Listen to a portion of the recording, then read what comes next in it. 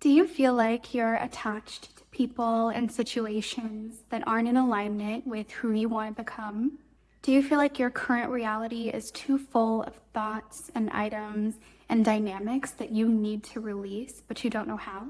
Well, you're on the right video, because in this video, I'm going to explain to you how detachment is the ultimate energetic strategy and how to do it, whether it's a relationship, situation, a job, physical items.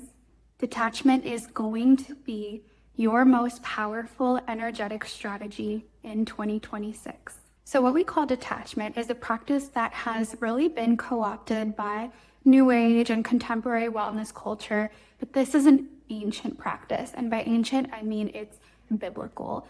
It is essentially having your source in God alone, in love alone, but forsaking all other attachments and putting them under secondary to that primary source, which is God, which is love. And surrendering anything else at the altar, releasing what you think you want to happen in order to receive what is actually best, what is actually highest.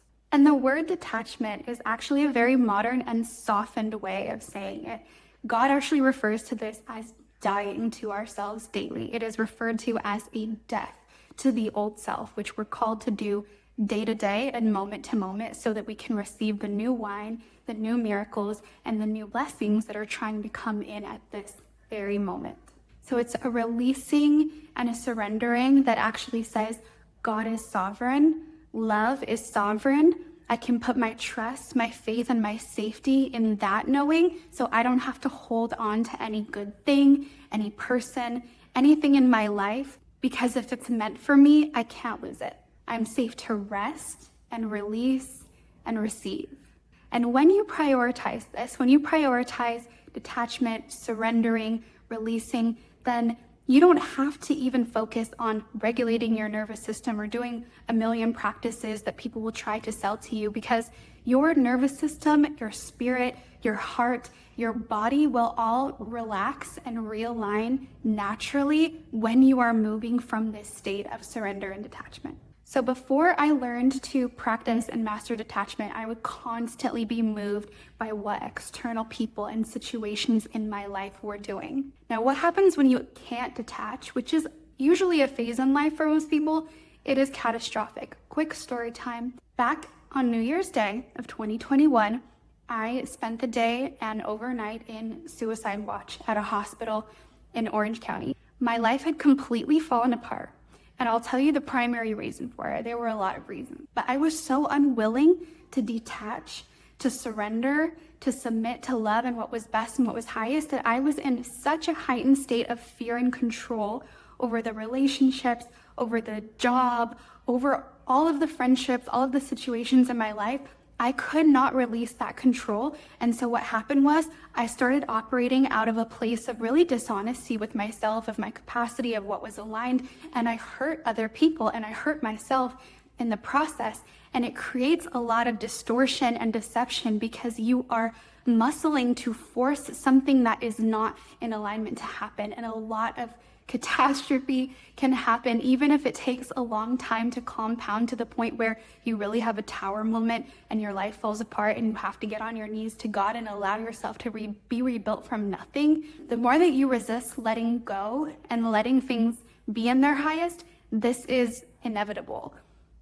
There will be a big reckoning at some point because you cannot exist in perpetuity out of alignment with yourself without being a seriously disordered person. So really, it was a grace to me that my life fell apart. I'm so grateful for it. I'm so grateful that in that time period, I lost my sanity. I lost every relationship because I needed that humbling. I needed that initiating experience into what it feels like to completely involuntarily detach from everything, from the place that I am now, the place of blessing, family, love, fulfillment, worthiness, joy that I exist in day to day. That was built up from that tower moment of losing everything because I had been unwilling to make a practice of detachment before, of surrendering before. So at this point, with the wisdom that I've gained, I'm so grateful that I went through that. But I would love to impart to you ways of doing this as a lifestyle, as a practice, so that you don't have to get to a point where things are forcefully removed from you because you are refusing to let go. Or maybe your life is perfectly fine, but you just feel like you're settling. You feel like you're not receiving the miracles and the greatness and the passion, the vitality, what you know that you were designed to experience. You just know that you're not existing at that level yet. So this will also help you with that. So the first step in detachment is really acknowledging that you aren't in control of anything or anyone, and that safety isn't in control. And when you understand this, and when you start to practice the art of releasing control, you can actually start to thank God for things that you would normally never be able to access gratitude for. You can thank God for losing things, for doors closing, for being abandoned or rejected or even cheated on by someone, because you know that it's all exposing what's real, what's aligned, and it's all bringing you closer and closer to what you were destined to have and to become. And here's what I really want to drill in, because there's one thing that I believe contemporary wellness teachers are teaching incorrectly about detachment. Detachment is not only about removing attachments from worldly relationships and situations and people and things. It's abiding in God. It's faith. It's abiding in love. Because if I detach from everything in my worldly life and I have nothing to anchor myself into, I'm going to feel very ungrounded and I'm going to feel very fearful, because there's nothing now for me to rest in now that I've removed my attachments to real world practical things. You cannot be grounded in nothing. That is not a healthy recommendation that I would make for your psyche, for your spirit. You need to place a grounding in love in God above all of the worldly attachments that you're carrying. I hope that makes sense. You need an anchor that's higher than everything. There's a Bible verse that I love that says, God is love. So when you abide in that everlasting love, you receive everything you were trying to chase out of the people and situations anyways, without having to do anything. You just rest in it and you receive perfected love. Not the love that you were able to squeeze from a situation or the money that you were able to manipulate from a situation. You will feel loved in a way that no man on this earth has the power to love, because it's supernatural. It's divine. It's heavenly. It's a completely different operating system than 90% of the planet is existing in. And yes, I'm including Christians, because from being in church, from being around people of God, I can tell you that even the body of Christ struggle with releasing control. This is a human condition. And when you practice this, you receive the power to do it, which then makes you know who you are. And every time you go through releasing your attachments, you get stronger, because you know, because you've experienced it, that nothing outside of you can touch your worthiness. It can't affect the blessings that are coming to you. It can't change how loved you are. It cannot shift your identity. It cannot shift your anchor or what is meant for you. So that is a consistent reward of making this a practice. Now, without releasing and detaching, life feels a lot like you're trying to get something. You want to get a client. You want to get a result from your husband. You want to get obedience from your child. You want to get money. You want to get. And like I said, living in a state of control often becomes very dishonest, because you are now acting in a way to try to get people to do something that you don't believe they would do on their own. So it's coercive. In control, we are always trying to see how we can get something. It's a survival mechanism. And when it comes to releasing and detaching, it is the highest frequency of faith, to trust that as I release something to God, the highest dynamic has already started to be created in place of what my own ego or fear or programming said was best. So I want you to feel into the difference between creating the space for love to emerge, creating the space for love to come in, instead of getting a man. It doesn't feel the same in the mind, in the body, in the spirit, in the heart. The difference between opening up the conditions for a relationship instead of getting a relationship. It's such a different experience. Leaning back to receive a miracle instead of getting a miracle or making a miracle happen, which you can't do. Only God can do that. So when I'm in detachment, I am in my highest possible frequency. And in the energetics of detachment and release, you are not trying to get. And in that space, you'll find yourself shifting into higher frequency contemplations about your life and about your relationships. Like, how could I create an even more beautiful marriage? How can I elevate my dynamic with my children? How can I curate my presence in a way that captures my essence even more fully? How can I set up today so it's even more meaningful for me and for the people that I live with? When I release control of outcomes, then every dynamic in my life is based in creation and receiving. And the energetics of that are heavenly because God is the creator. There is no lack. So anytime you're feeling that fear or control of I have to get something, I have to make something happen, that's coming from a space of lack. That is not in alignment with God. It's not in alignment with love. It's not in alignment with your best. You understand the pattern of what I'm saying here. If you want to get back into a place of detaching and receiving, to diagnose your state, you can ask yourself, am I trying to take or receive? Very, very different. One is magnetic, one is receptive, one is alluring, and one is repulsive, it is coercive, it is manipulative, and it's really just rooted in fear. The other thing is we live in such a culture of cutting people off, of blocking people. And the thing is, if you make a practice of detaching and releasing, and you go into your space of self-care, of quiet, of trust, of prayer, whatever that is, God will close doors for you. You won't even have to deal directly with people. You will just effortlessly shift in and out of each other's lives. The dynamic will change. Clearing conversations will happen organically. You don't have to control the outcome when you're in trust. All you have to do is take your hands and take your energy off the people and situations in your life. Just bring yourself home to yourself and abide in God, lean back, and everything will arrange beautifully around you, I promise. When I had my big tower moment and I started trusting God, within a few years, I went from literally living in my car and in really frightening Airbnbs and being single, having a very unstable mind and mental state, to becoming one of the strongest and most fortified people mentally that I know, saving 6 figures by the time I was 27, to living in beautiful places, to driving beautiful cars, to being married to the love of my life and having a baby.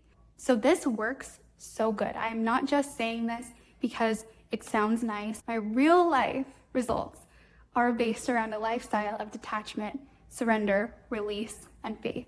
Something I want to mention too for other wives and other moms is you might probably feel like you need to grasp tightly to your man or your marriage or your children to make sure that everyone is okay and everything is flowing the way that it should. But in truth, the way that you can love them the highest is to let them go. And I'm talking to myself because this is a practice every single day, but they're always shifting and evolving. And if you don't give them space to do that, you will keep all of you trapped and they will grow to resent the control. And vice versa. You don't want your husband to relate to you via a formula. You want passion and romance and new energy between the two of you. You don't want him to think that he always knows how you're going to react, that he always knows what you're going to say, that he's got you trapped in this idea of you that is expired. And with your children, you want your children to give you space to be human and forgive you when you make mistakes, not to trap you in an identity. Because you don't like it either. You want space to change and transform. And so in truth, you would like them to have a healthy level of detachment towards you as well. Otherwise, it becomes stories. For example, my wife always likes to stay home, so she's not going to want to go on a trip. My wife always climaxes this way, so I shouldn't try anything new to stimulate her. Or with your children, my mom never listens. She never gives me space. She never supports my dreams. You want the grace of detachment, of release from the people in your life as well. You know when the roles are reversed, that is what allows forgiveness and reconciliation, intimacy, and new love to emerge. So it's very important to have healthy marriage and healthy relationships with your children. And again, I'm talking to myself just as much as I'm talking to you. Detachment gives space for both people in the relationship to evolve and elevate in love perpetually, again and again and again. Now, why is it so challenging for most people to detach and release? Because we are addicted to the mental stimulation that the attachment gives us. The game of trying to micromanage the outcome with money, with love, with our body, with our business, with our children, people become addicted to that sped up mode of being where you're hustling, you're fixing, and there's no space and thoughts are constantly looping in the mind with no pause. That stimulation becomes addictive to us. And the quiet and the peace that comes over us with detachment can feel extremely uncomfortable when you've been operating in that mode for a majority of your life, it feels like the unknown, it feels unfamiliar, and it doesn't feel as rewarding as the constant dopamine of creating and fixing problems constantly. Even though you're on hamster wheel, it feels comforting because it's familiar. And when you're in that peace and in that space of detachment, emotions that you've been running from will surface, will emerge to be dealt with. Grief, uncertainty, regret, things that you've been constantly distracting yourself from for years, they will come up. And so you will actually have to be present with those emotions. You'll have to actually be with yourself and be with the real people in front of you in your life. And a lot of people would rather never do that. Or to some people, it may feel like boredom when you're abiding in this spacious place and waiting for the new manifestation and new blessings to arrive. So just know that there will be an in-between, and in that space, what you do is prayer, self-care, gratitude, falling in love with the moment, and most of all, creating in whatever ways feel organic and inspired for you.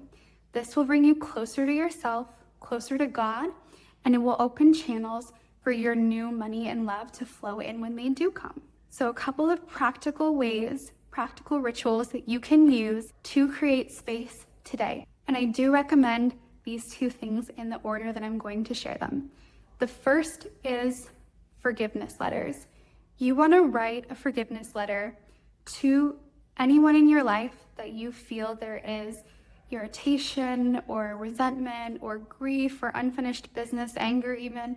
You'll know who they are. Make a mental list of the people in your life that are closest to you, or even pray on it and see. Some names might come up that you haven't talked to that person in years, but you know that they're taking up space in your interior life, in your thoughts. In order to clear that out, I recommend writing each person on your list a forgiveness letter. The key to this is that you want to write, I forgive you for, and keep on writing until you really think that you have nothing left to say, and then write some more. And you want to write the forgiveness in a way that it actually lands and makes sense for you. So if you had an abusive parent, for example, you might not say that you forgive them for the abuse, but you might say something like, I forgive you that you were so hurt by your mother's abandonment that you genuinely thought you had to protect yourself from me, even though I was your child. Giving the person grace for whatever you can give grace for. And the last one that you're going to write is a forgiveness letter to yourself. Save yourself for last, because you're going to have opened up a lot of space and seen a lot of the ways that your relationships with other people are mirroring things that you actually need to forgive yourself for. So you can do your forgiveness letter to yourself last. You could keep these letters, but I really recommend burning them in some kind of fire-safe container, maybe outside if you have a backyard. And you're going to feel such a huge release when you do that. The second thing after your forgiveness letters is think about the top 5 to 7 things that you are attached to currently in your life. These could be people, situations, like the things that you think about and obsess on a lot. So it could be your job, your bank account, your body, your fitness journey, your marriage, your children. It doesn't have to be negative things, just anything that you are very attached to and think about constantly, how to fix it, how to make it better. And you're going to write those things down and commit for at least 72 hours not to try to put your hands on these things as much as you can, not to talk or ruminate or analyze any of these things. Just take 3 days where you completely put them on the altar and know that they're being worked out for you in the highest while you take your hands off. Now, the practices that put you into a state of faith of unconditional love, those practices always come first, but then I love to follow this up with practical practices. I will clear out all my tech. I will delete all my old text threads. I will delete photos that I no longer want to remember those moments. I will delete notes. I will go through my social media and scrub it. I will literally remove anything from my technological life that doesn't reflect the person and the woman that I'm becoming. And I will do the same with my physical realities. I will do a deep clean of my home. I will get rid of so many things. I've been a minimalist since I was a little kid, and people have always laughed about it.